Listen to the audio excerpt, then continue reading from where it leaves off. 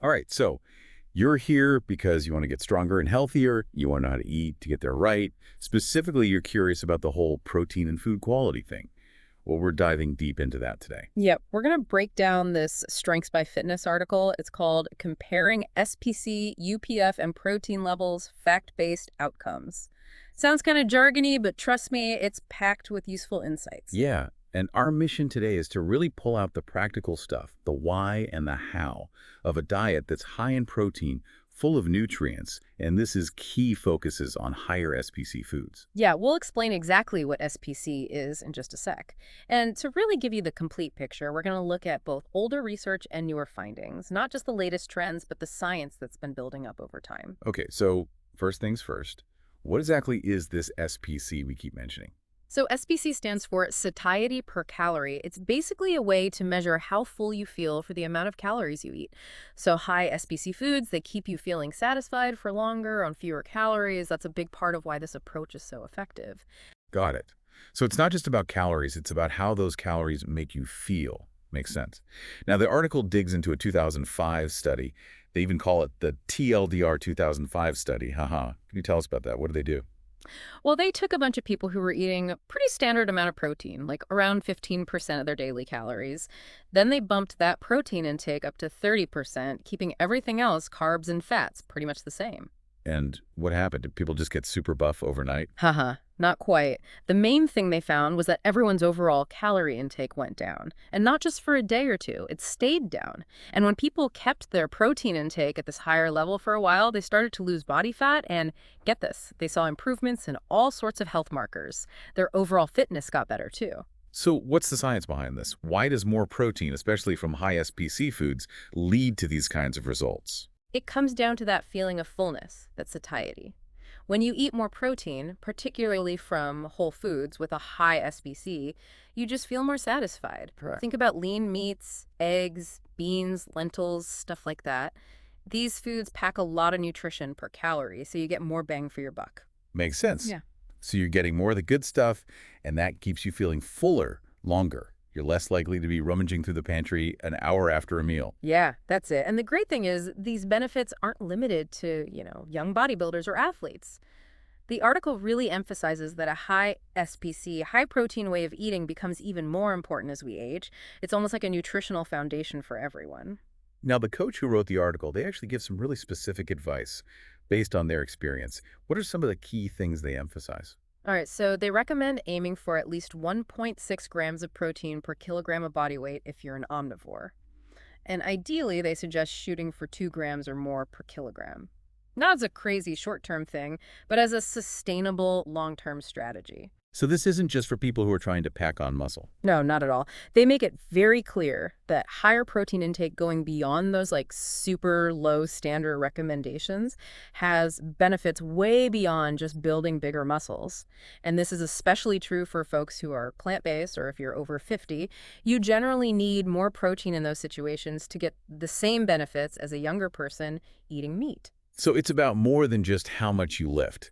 It's about giving your body the building blocks it needs to function at its best. Yeah, that's a good way to put it. Okay, so is a high SPC, high protein diet safe? I mean, you hear all sorts of things about high protein. It is. The article really emphasizes that. It's not only safe, but it actually makes it way easier to eat fewer calories overall without feeling deprived. And on top of that, there's the added bonus of better overall health, possibly even a lower risk of dying prematurely. That's what the research suggests for most people who are increasing their protein from a low baseline. Wow, that's quite a statement. It is. And I think that's interesting is the coach kind of pushes back on the whole idea that the standard recommended daily allowance, the RDA, for protein is enough for everyone. They do, yeah. And they seem a little baffled by it. Like, why are we still telling everyone to just stick to the bare minimum? Right. They acknowledge that maybe some elite athletes who need a ton of calories might be an exception. Like, it could be really tough to get all those calories just from high SPC foods because those foods are so nutrient dense, so they're filling. But even for those athletes, there are ways to work around that. Totally. For most, it's just a matter of adding in a few extra high SPC meals, prioritizing those nutrient-dense foods. And for the very few where eating that much food just isn't realistic, maybe because of their training schedule or something, they can slightly increase the energy density of their meals, like adding in a little extra healthy fat, for example, while still focusing on those high-quality, nutrient-rich foods. The bottom line is that a higher SPC approach is adaptable. You can adjust it to fit your individual needs and energy requirements. That's a good point. It's not like a one-size-fits-all kind of thing. Now, the article does mention some individual health considerations. Are there situations where more protein might not be the best idea? Yeah, it's important to talk about those. In some pretty rare medical conditions, specifically later stages of chronic kidney disease, a lower protein intake might be recommended, like stages 4 and 5. But the article makes it clear that these situations are not that common in the general population. Right. And what about other concerns people might have about protein, like, I don't know, you hear things about certain amino acids or specific health conditions? Yeah, the article looks at that bigger picture. While there might be isolated concerns about specific amino acids in very specific situations, when you zoom out and look at the evidence on mortality, how long people live, how often diseases pop up, and just overall health outcomes, more protein is generally linked to better results for the vast majority of people. So the coaching advice is pretty straightforward then. Yeah, they put it really simply. Virtually everyone should be eating a healthy, nutritionally complete diet that's high in protein and emphasizes higher SPC foods. The exceptions, like that kidney disease example, are just that. Very specific, very rare exceptions. And they really highlight the importance of age, too. They do, yeah, and I think that's something people often overlook. Older folks and anyone eating a plant-based diet usually need to eat even more protein than younger omnivores to get those same benefits. It's just a biological reality. Makes sense. Now, stepping back from just protein for a second, what other nutritional advice does the article give? So they stress the importance of balance, making sure you're getting enough but not too much of either fats or carbs, depending on your goals and preferences. And of course, prioritizing those micronutrients, the vitamins and minerals. That's one reason why they don't really recommend those extreme diets like super high fat or carnivore for most people. Because those diets can make it hard to get all the nutrients you need. Exactly. You might see some quick fat loss or maybe some improvements in certain health markers, but long term, it can be really challenging to get enough micronutrients and fiber on those diets. The article actually emphasizes the benefits of fiber, which a lot of those super low carb approaches are missing. Yeah, I've been hearing more and more about the importance of fiber lately. It's definitely having a moment. But to go back to your question about overall nutritional advice, it's about finding that balance. So as you prioritize protein, you adjust your intake of fats and carbs, but you don't have to completely cut out either one. Okay, so it's not all or nothing. That makes me feel better. Now, the article talks a lot about dumping the low SPC foods. What does that actually look like in our daily lives? All right, so first of all, it's super important to understand that this doesn't mean cutting out all carbs. The article is very clear about that. Whole fruits, berries, vegetables, those are all good. Even if you're eating more of a meat-based diet, those whole plant-based foods are packed with micronutrients and fiber. You need those. So it's about the quality of the carbs, not just the amount. Same with fats, I guess. Exactly. You need some fat. It's essential. And a balanced high SPC plan is going to include some quality carbs, especially from those whole plant sources. The article mentions that consistently eating too much butter and other super high-fat, low-nutrient foods just isn't that great for long-term health, especially compared to a diet that's rich in veggies and fiber. Okay, so back to carbs. The difference between high SPC carbs and low SPC carbs seems really important. It's huge. The article actually lists out a bunch of those low SPC foods to cut back on. Things like processed cereals, sugary snacks, candy, alcohol, most restaurant and pre-made meals, fries, pies, sugary drinks, ice cream that's loaded with fat and sugar, mayonnaise, and a lot of baked goods. Basically anything that's super high in calories but doesn't give you much in terms of nutrients. Right, those are the foods that are driving a lot of the health problems we see, aren't they? Obesity, malnutrition, all that. They are. Those high-energy, low SPC foods are a huge part of the problem. Even if you think, oh, one little cookie won't hurt, those foods really don't offer anything beneficial. They don't help you get healthier, they don't help you build muscle, they don't help you lose fat. And on top of that, they often make you want to eat more because they're designed to be hyper-palatable, but they don't actually fill you up. Right, it's like they're engineered to be addictive. They keep you coming back for more, but you're not getting what your body really needs. Yeah, that's a good way to put it. The article actually uses the example of someone who struggles with alcohol and how even one glass of wine can be a slippery slope. For some people, especially those who already have a hard time with their diet, complete avoidance is often the best strategy. Okay, so we've talked a lot about food, hmm but the article also mentions exercise, right? It does. It reminds us that being physically active is just as important as eating well. They recommend doing both resistance training and cardio regularly. Yeah, you can't out-train a bad diet, they say. Exactly. So let's circle back to those low SPC foods. What makes them so problematic? What's the core issue? Yeah, it's not just that they're not as filling, right? It's more than that. It is. They're tasty, they're energy dense, but they're seriously lacking in the things that keep you full. Things like fiber and protein. And they're usually pretty low in micronutrients, too, so you end up eating way more calories than you would if you were eating higher SPC foods. The article mentions that it can easily be twice as many calories. And it's not always an accident. A lot of these foods are literally designed to make you want more. They're designed to be profitable, not healthy. So it's not just about calories in, calories out. It's about the quality of those calories. That's exactly it. While total calorie intake does matter, the nutritional value of those calories is just as crucial, maybe even more so. You need to be getting a lot of nutrients per calorie, not just empty calories. That's what supports your body's functions, helps you build muscle, all that good stuff. Yeah. If you're constantly choosing those low SPC options, you're basically overeating and undernourishing yourself at the same time. And as we know, carrying around extra body fat can lead to all sorts of health problems. So what's the takeaway here? What's this big food pillar approach that the article keeps talking about? All right, boils down to this. Focus on getting a good chunk of your calories from high-protein foods, but not just any protein. We're talking about foods that are high in SPC and packed with micronutrients. Decades of research, tons of studies, show that this kind of approach is good for pretty much everything. It helps with overall health, it can lower your risk of dying from various causes, it improves fitness, it helps you age better, and it helps you get to a healthy body composition. And for people who are listening and thinking, okay, that sounds great, but what kinds of foods are we talking about? Where can they find examples? The article sends people to the Strength by Fitness website. They have a whole section on curated SPC foods that gives you concrete examples of foods that are nutrient dense but not super calorie dense. So there are resources out there for people who want to put this into practice. Totally. But one thing the article is really clear about is that this isn't a set it and forget it thing. You got to keep evaluating your progress and making adjustments along the way. Right. So it's not like a one-time diet makeover. It's more of a continuous process. Yeah, exactly. They recommend checking in with yourself every few weeks, seeing how things are going, and making small tweaks to your food choices as needed. Always with the goal of choosing healthier, higher SPC options. It's about building those healthy habits for the long haul. And what about all those little nutritional debates you see online? Like brown rice versus white rice, or sweet potatoes versus regular potatoes. Does all that stuff really matter? The article's advice is basically don't get too hung up on those tiny details. The big wins come from making those major changes. Cut out the junk food, make sure you're getting enough protein. Those are the big ones. Those tiny variations in specific foods are way less important in the grand scheme of things. Okay, so prioritize the fundamentals. Makes sense. Well, let's go back to that 2005 study for a minute.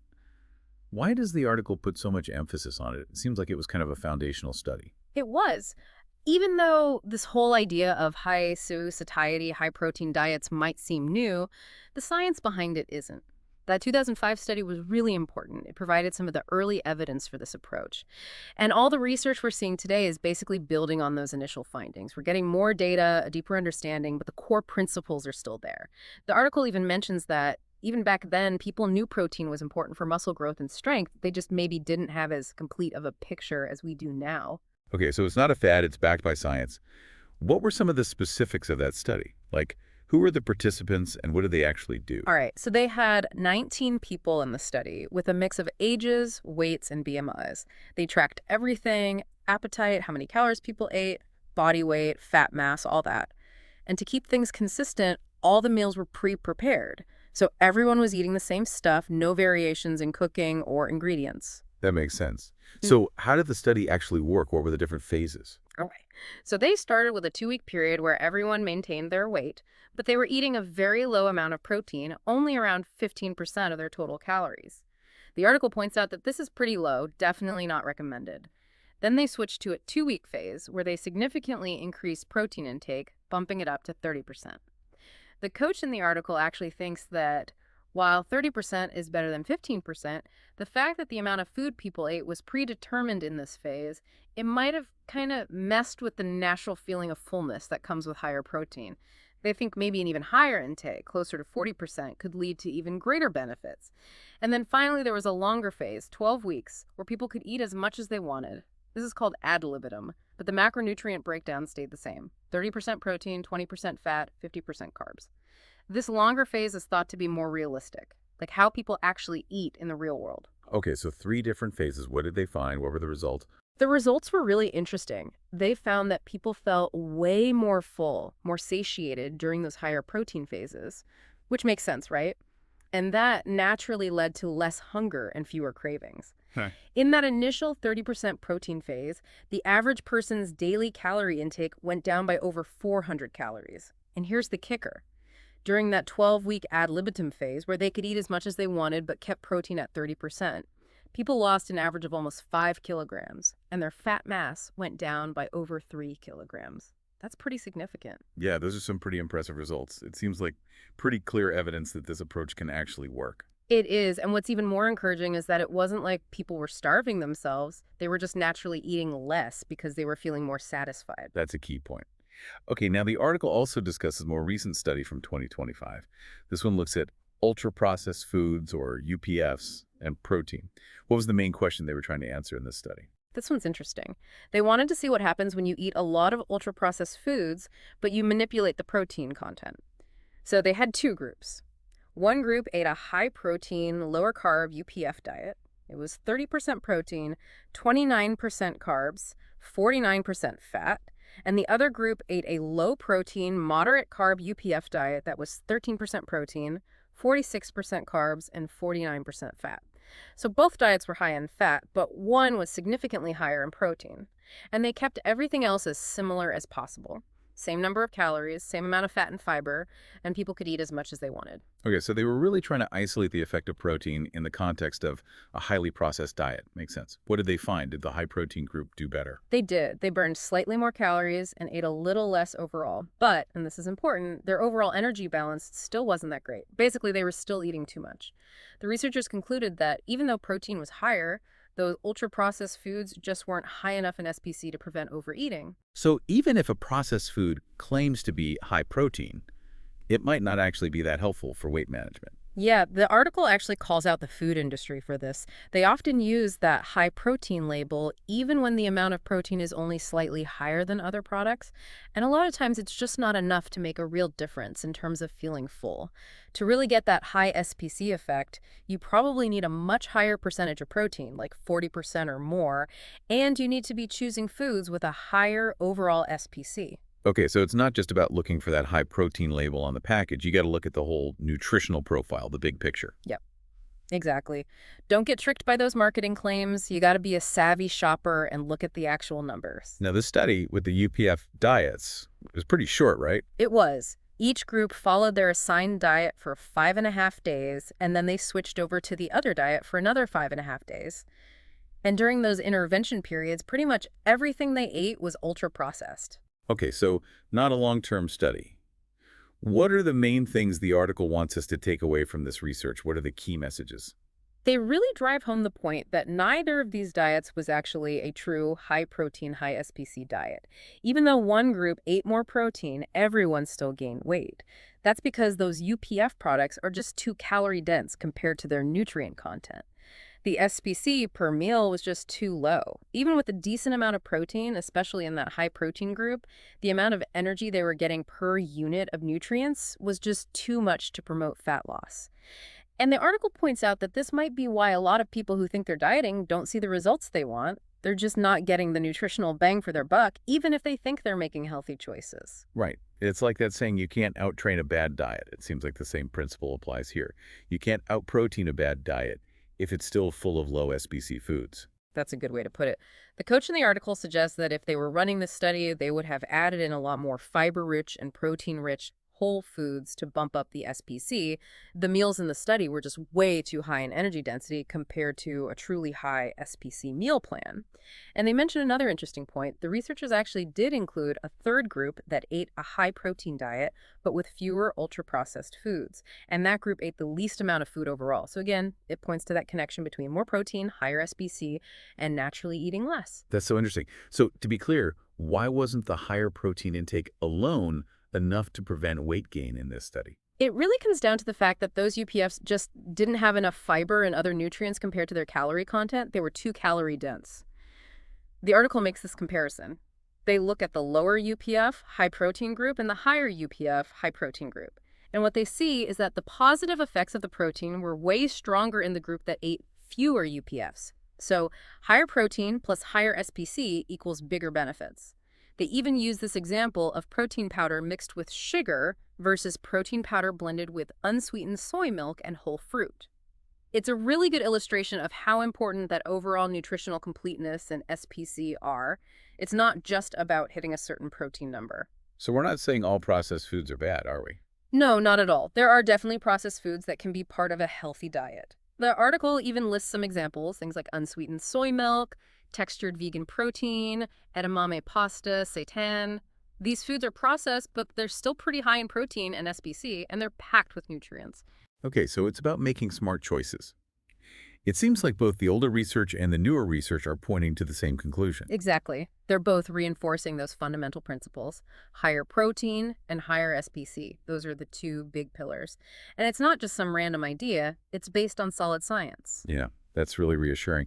Now, the article even goes back in time a bit and talks about how our nutrient intake has changed over the years. Right. They show this data that highlights how much our consumption of fat and added sugar has increased since the early 1900s. It's crazy. Added sugar intake has gone up by like 340%. And they point out that most of the increase in carbs we're seeing is from those added sugars and processed foods, not from healthy, whole, plant-based carbs. Those haven't really changed that much. The message here is that it's not our genes that are making us unhealthy, it's our lifestyle choices. The food we eat, how much we move, those are the big factors. And the article really hammers home this idea of nutrients per unit of energy as being super important.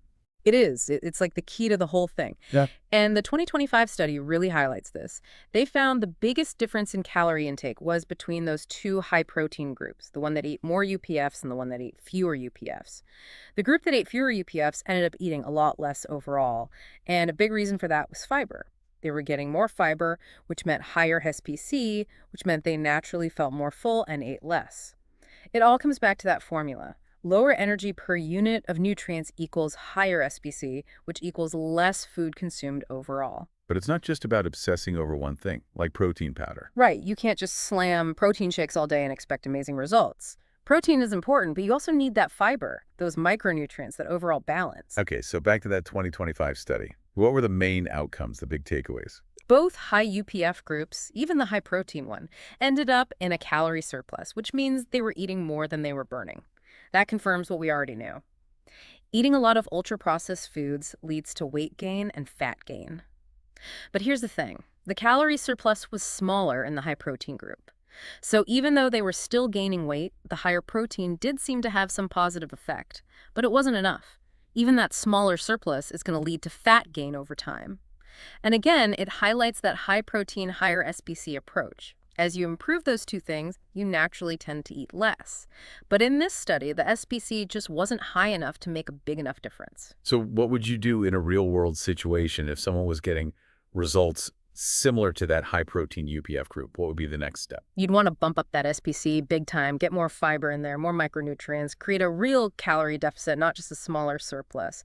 And it's an ongoing process. You got to keep checking in, making adjustments. It's not a one-time fix. It's a lifestyle change. It's about building those healthy habits. Yeah, exactly. The researchers who did that 2025 study, they actually said that even though they saw that protein leverage effect, where people ate less when protein was higher, just eating a lot of high-protein UPX wasn't enough to prevent overeating. And they pointed to two main reasons for that.